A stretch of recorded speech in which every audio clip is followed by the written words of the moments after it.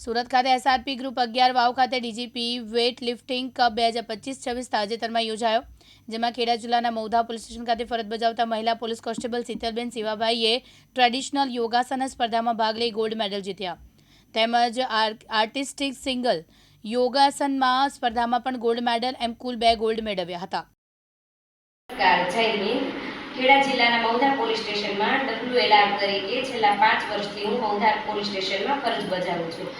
ફરજની સાથે સાથે હું રમત ક્ષેત્રે પણ જોડાયેલી છું.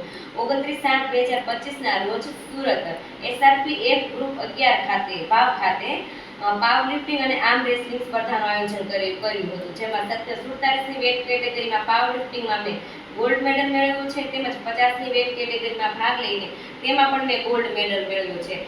તેની તે જ જગ્યાએ ફરી એકવાર ત્યાં ડીજીપી કપ 2025-26 યોગાસનની સ્પર્ધા યોજાઈ હતી, જેમાં મેં આર્ટિસ્ટિક સિંગલમાં ગોલ્ડ મેડલ મેળવ્યો છે, તેમજ ટ્રેડિશનલમાં પણ ગોલ્ડ મેડલ મેળવ્યો છે. આમ ડીજીપી કપ, પાવર લિફ્ટિંગ અને આર્મ રેસલિંગ અને યોગાસન સ્પર્ધામાં મળીને કુલ મેં 4 ગોલ્ડ મેડલ મેળવ્યા છે.